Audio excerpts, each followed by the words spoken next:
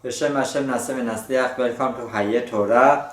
Zat Hashem, tonight we're continuing our wonderful lessons, Shalom Bayit, life and harmony in life, in marriage, and Zat Hashem, we're continuing from wonderful sefer of Harav Eliezer ben David, Alav Shalom, Shuvu lachem le'ohalechem, return to your homes.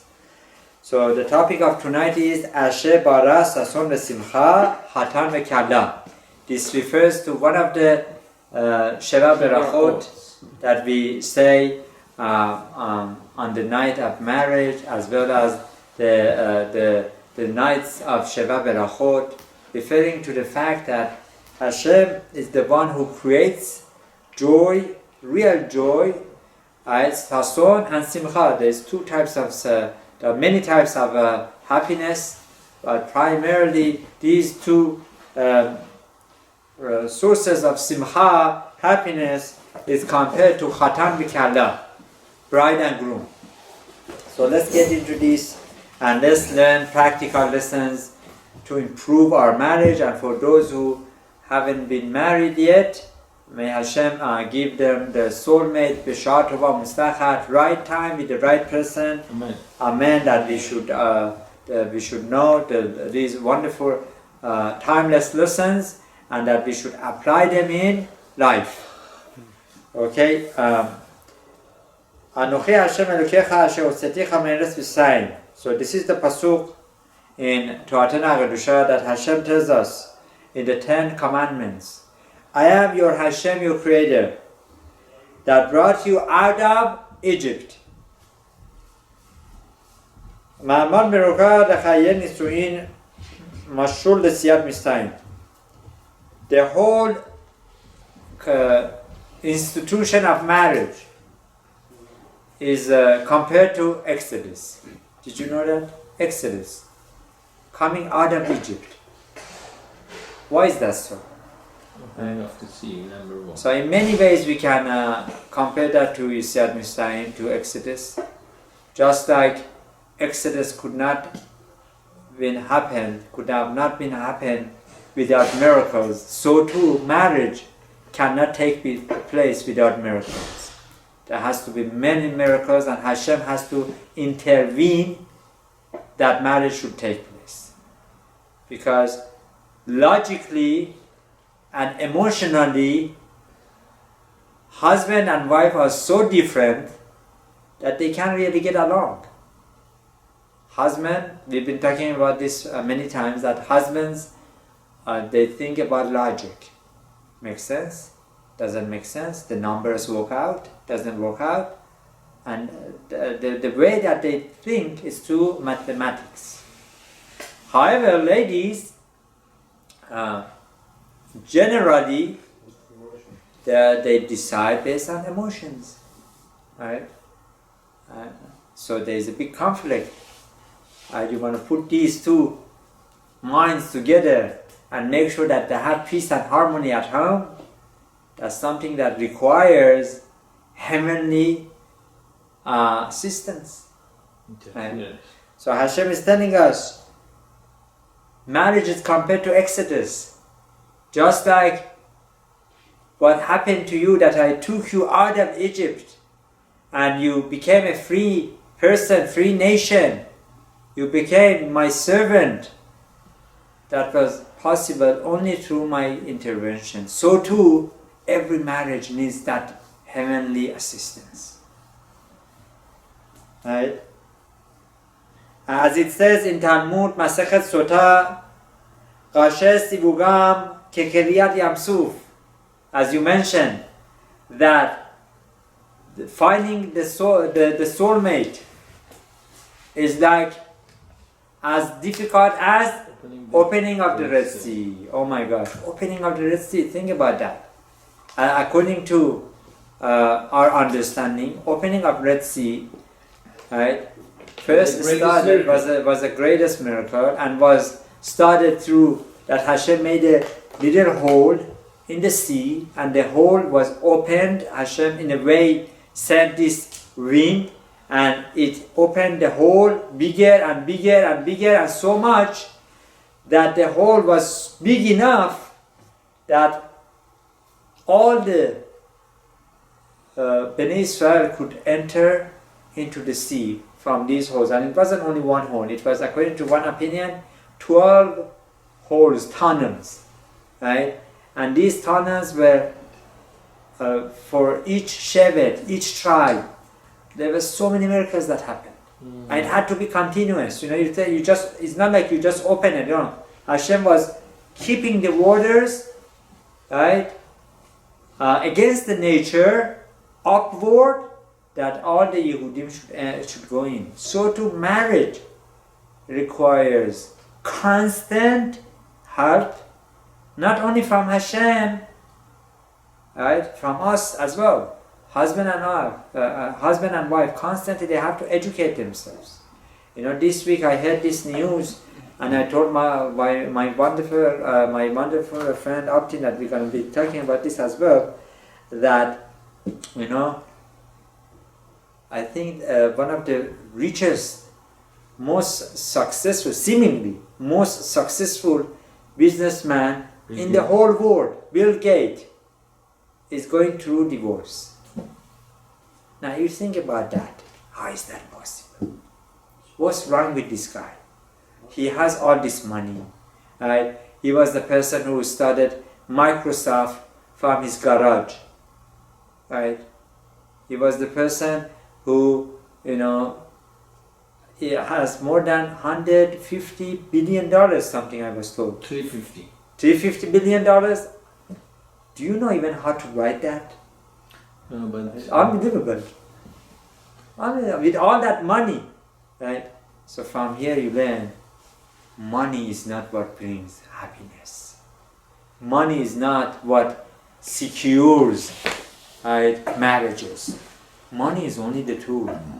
How many times have we heard, right, among celebrities, among successful people, right? Jeff Bezos. Right, there's Amazon CEO, right? Jeff Bezos, right? He also separated, right? So many issues. What's going on? What's wrong with them? Right? The answer is, unfortunately, many successful people, they get dragged away with their business, with their pursuit of happiness, right? They forget their priorities. The priorities are making the family, right, happy by being united, by spending time with them, by understanding them, by compromising, by all the lessons that Hashem is teaching us, right? By knowing that marriage is not easy to maintain, right? In the secular world, they teach you that marriage can take place, right, by the first, look, right? Love comes automatically, and and after that, forever happiness. No, marriage is something that we need to constantly work on it. We need to build it. It's like a building, right? We have managers here, right? Building. No matter what building you have, you need to maintain it. If you don't maintain it, it goes bad, right? It becomes not livable, right? Even if you have a building that is vacant and there's nobody there, you need to make sure that there is certain maintenance done, right? No wonder why city intervenes to take away the properties that are vacant or are not being properly managed, right? Because they want to prevent disaster. Now, in marriage also the same thing applies. One needs to understand how many hours he needs to spend time with his wife, or wife needs to understand the needs of the husband, right? They need to communicate. They need to work on the skills of understanding each other. Right? I remember when I was in yeshiva, famous rabbis in yeshiva, they would take walk with their wife during the day or at night. Spend time, talk with them. Very important, right? Now, in the society that we live, they don't give you such a time, right? If you're lucky, in their terms, if you're lucky to sit, right, and watch the late news or see a movie or something together with your wife, which according to our beliefs, that's not quality time. In fact, that's waste of time. And a lot of times in these movies, what they show you and what they feed you is so unrealistic and full of lies that destroys lives and marriages and not even improve. Right? So that's why Hashem tells us, first know it is difficult. Now, would that do any good to you by knowing it that it's as difficult as Exodus? Of course it does. If you know something is hard to earn, then you work harder, right? If you know that you need to toil and it's not achieved easily, then that wouldn't make you, upset when you work hard. You know that it's rewarding, right? You want to find gold. You know that you need to dig the ground. You have to work here. You need to take samples from the ground, right? You have to have a plan what to do with the gold, how to preserve it, who to sell it to, and make sure that they do not steal it away from you. Many things. No wonder when the gold rush happened in the United States, many people lost, even after they found gold, because they didn't have a plan. So a person who goes into marriage, he needs to constantly update himself with Shalom Bayit lessons. Right? And those who say, "Oh, Rabbi, we've been married for 50 years. What do you want from us?" No, this is not something that you just get over with it and it's done. No, it's constantly, you need to update yourself. Right? It's like they have these programs or these apps. Software update, Yes, you need to update.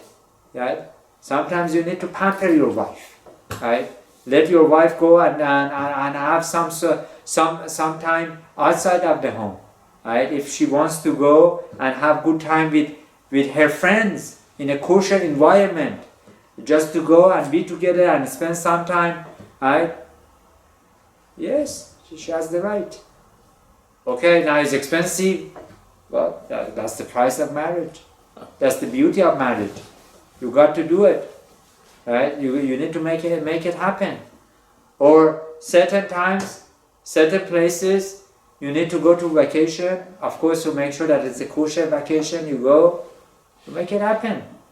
Right? Maintenance. We need to do maintenance.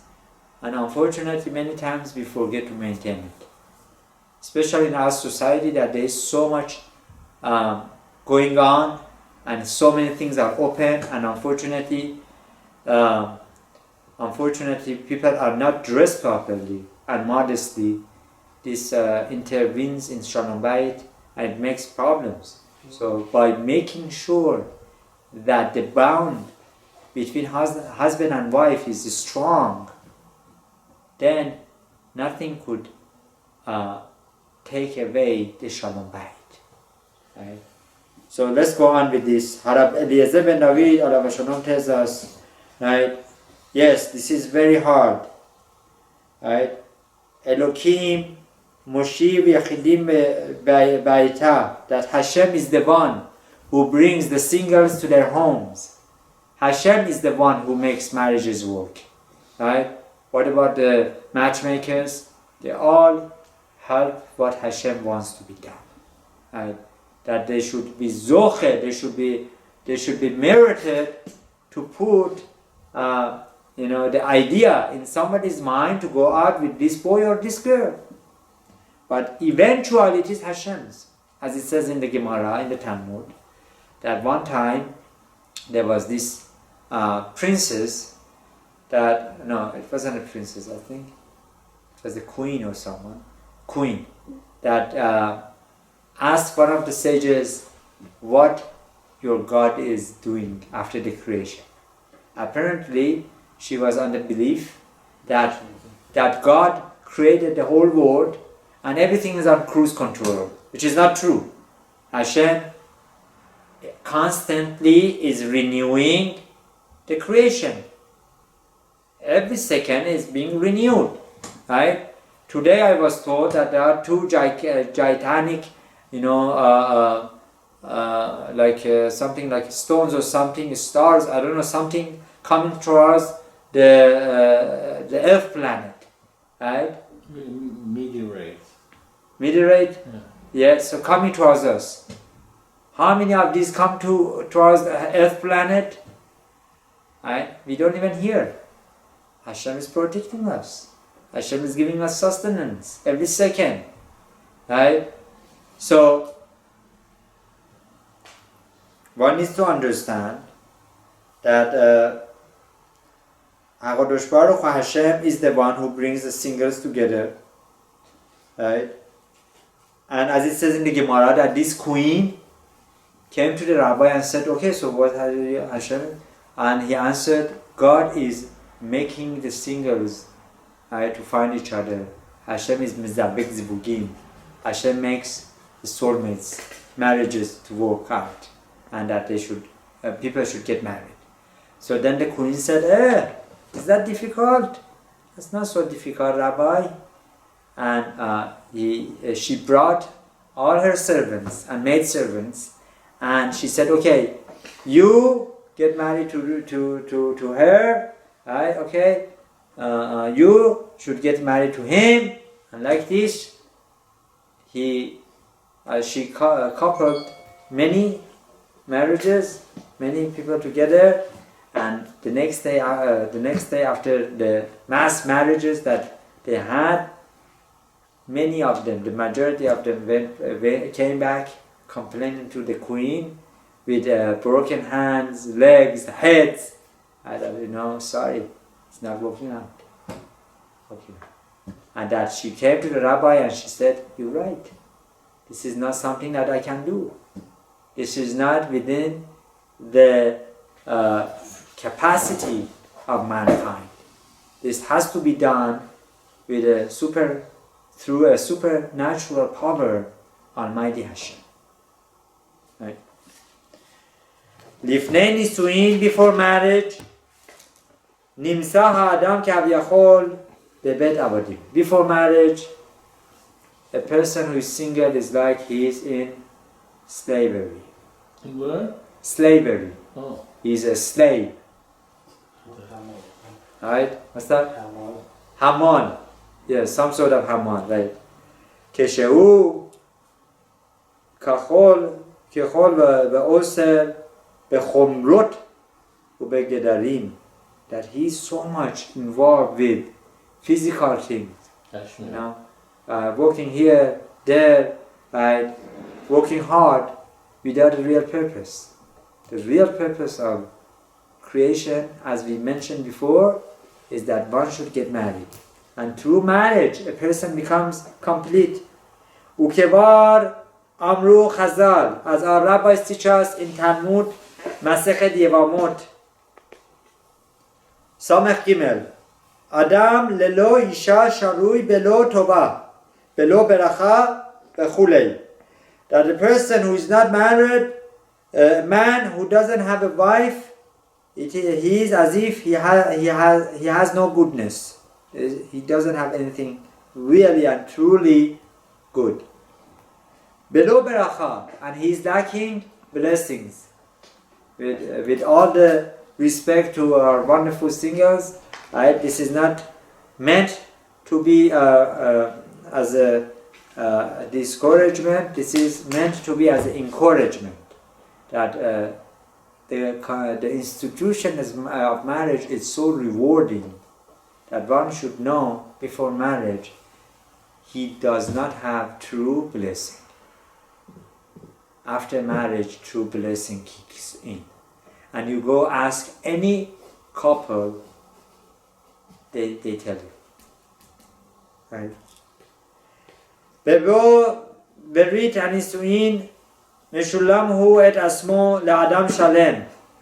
When a person comes to the marriage, he brings himself, he or she brings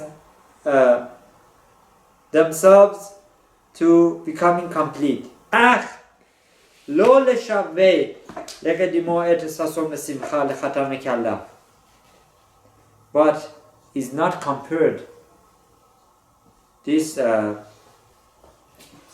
to ששון ושמחה, חתן וכלה, that husband and wife, the bride and groom, would get to the level of ששון ושמחה after marriage. התנאי הראשון, the true happiness, the condition to achieve true happiness is לקיום לנישואים הוא להיות בשמחה. That you want to have true happiness, right? You want to make sure that before marriage you introduce happiness to yourself, and after marriage that happiness will be completed. Right? בכיצד ניתן לחיות בשמחה? How could a person be happy before marriage? אם נזכר את בראשית bara אלוקים, אם נדע שהכל מאת השם ואין בידו לשנות את מה שנגזר עלינו משמיים, נהיה מאורשים בחלקנו. That by learning that Hashem created the whole world, בראשית bara אלוקים, that Hashem in the beginning created the whole world, and therefore if Hashem is the creator, he's in charge, and therefore if right now I don't have everything, I should be happy with what I have, right? If right now I'm not married, right, I should be happy and appreciate what I have and look forward for true happiness after marriage. With that mindset, a person who goes through marriage, he will have everlasting happiness that is going to be complete, right, every day as he goes on, right? אין האדם בוחר לעצמו את מהלך חייו. A person not necessarily would be able to choose what he's going to do in life. How many friends we know that they got certain degrees, they got certain education, right, higher, and they ended up not using their degrees? How many people that we know, right? How many people we know that they were doctors, engineers, lawyers, and something happened in their lives and they lost their business, right? And in fact, they are happier now than before, right? They always thought that they're gonna be a doctor for the rest of their life, but for some good reasons, they changed their minds. And Hashem put them in other ways, and now they are even happier. So we don't choose who we can be, right? What occupation we're gonna have. Hashem is the one who is going to help us. אך יכולנו לבחור את לחיים, חובה מוטלת על האיש והאישה להשתדל לקיים את מצוות ואהבת לרעך כמוך. And therefore, if you cannot choose your occupation, but one thing you could choose, ואהבת לרעך כמוך. Love your neighbor like yourself. Love your friend like yourself. Love your husband and wife like yourself. That you could do. Right? Source of happiness. Now, this is something that brings source of happiness. This is true happiness. Now, in our society, unfortunately, they don't preach this to us. They tell us, you want to be happy, have instant gratification. Do this, you'll be happy. Right? Make sure that she's feeding you the best food. Make sure that your needs are being met. Right? And if not, divorce. That's what the society is teaching you. Right? That's why you hear, oh, you've been married for past 30 years. And they thinking themselves, what is wrong with this guy? He kept the marriage for 30 years. Maybe he's lacking something. Maybe he's not a true man. Some goyim tell you. Some goyim look down at a person who has kept his marriage for a long time. In Judaism, I've heard it before, right? You're good looking. How come you only married with the same wife for past 30 years? As if they're telling you, you got to like as if you're getting a new car. Every 10 years get a new car. Enjoy yourself. That's what the society is teaching you, right? And that they teach you if things are not working out, divorce. Torah is not teaching us that. Torah is teaching us that you need to have true happiness with forgoing, for forgiving. Let it go, right? Compromise. Love yourself. Love your wife like yourself. Why not love your wife more than yourself? Very simple. That's impossible. That's a wrong statement. And that's not something that one could do. You always love yourself more than anybody else. Right? We are always after our needs more than anybody else's needs. We are very selfish. Right? We might not agree to publicly admit to that, but that's the truth. Right? So therefore accept the soulmate that you have. Hashem gave you this soulmate. Right? Be happy. This is something that Hashem put you. Hashem gave you this wonderful husband or wife. Don't think about somebody else's husband or wife. Lo tachmod. It says in the 10 Commandments. Right? Do not be jealous. Do not look after somebody else's wife or husband, which unfortunately, unconsciously, or consciously, many people do it. Why? They go to all these parties that everyone come, and husband and wives, they mingle together and they dance together, and you tell me they're not going to compare themselves? Oh, Rabbi, give me a break. Who cares? Everyone is doing it. No. The truth of the matter is these parties bring destruction to marriage institution. They bring so many machloket, and I have heard it many times. Right? Oh, so and so's wife is so beautiful. What's wrong with my wife? Right? And people do that. People say that. And that's very sad. Or the husband would go and dance with somebody else's wife, right? And the wife becomes upset at him. And they talk together. Why did you do that? Why do you talk to her? And one thing would lead to another thing. God forbid. And if you tell me, okay, no, men can control themselves. Sorry. There's no such a thing. Unless if that man is lacking certain things that needs to be seen and diagnosed by a doctor. Right? Otherwise, if men are men, the eyes, unfortunately, right, would compare. And that's why Hashem tells us, Lo taturu achare levavchem v'achare einechem. Do not go after your hearts. Don't go after your heart. Don't go after your eyes. The eyes would see, the heart would desire. That's where Sheminat Enaim comes. That's where we say modesty laws needs to be kept. Because the soulmate was chosen by Hashem. And if you are zoche, if you remember this, you'll be truly blessed and happy. Right? Now I tell you something. Among Hasidim, my wife, I heard this from a Hasid here in Los Angeles. Unbelievable. Right?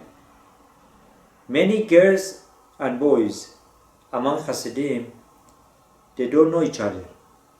So before marriage, before it comes to their marriage time, right, the parents of the boy go and they look around in the community, in their own community, and they find a good girl that they think might be a good match based on their knowledge of 18 years or whatever, 20 years of raising their son, and then they check everything, they make sure that everything would be fine, and then the boy would go and meet her in the home of her parents, and they would continue the meeting, and they would get engaged. And among some societies, Hasidim, the duration between engagement and marriage, they don't talk. Oh my gosh, how is that possible, Rabbi? Right? They go crazy. They manage it. They don't. And after marriage, these types of marriages are the marriages that do not go bankrupt. They do not go to divorce. Because there is so much purity. There is not so much comparison. They're not constantly comparing. You go to somebody, okay, go out with this girl or boy, why don't you want to compare? Oh no, maybe she's better. Maybe, I know her already. Or I know him already. So that's why the Hasidim are doing so well. Right? Why should be open to 100 girls if they might not be even related to you with your background? So what the Hasidim do that unfortunately we're lacking that support is that parents work out the details and then let the boy and girl they choose. Right? So that's one of the reasons these days unfortunately the marriage is so difficult. That everything is so open. Constantly the boys and girls are comparing. Constantly. Right?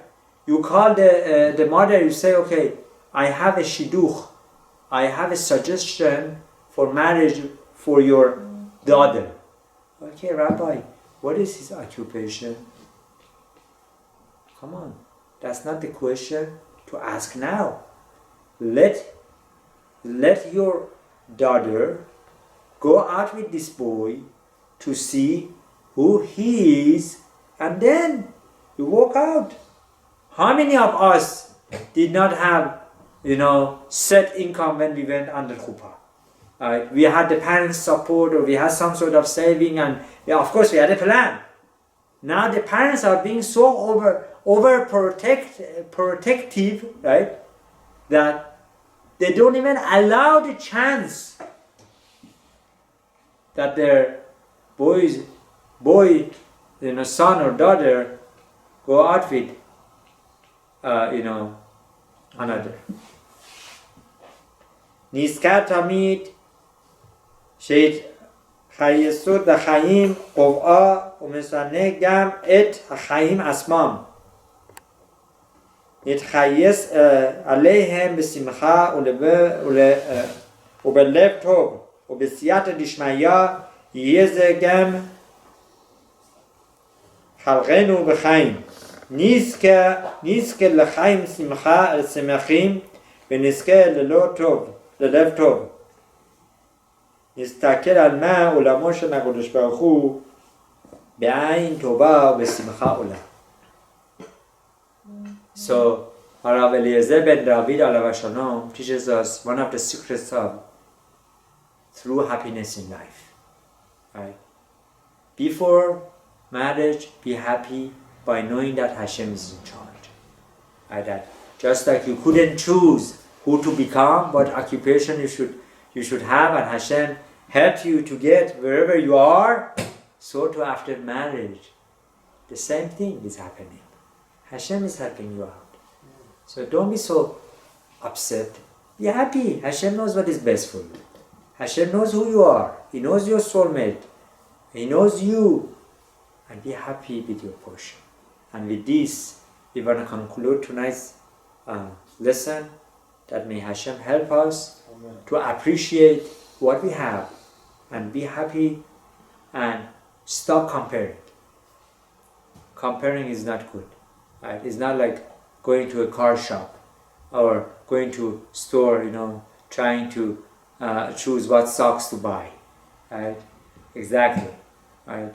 Free advertisement. Right? You go Marriage is you happy with what Hashem put you in. That Hashem, may Hashem help us that we be true happy individuals with true simcha, just like the Sheva Berachot that we say, right? Asher bara sason v'simcha chatan v'kala v'nomar amen.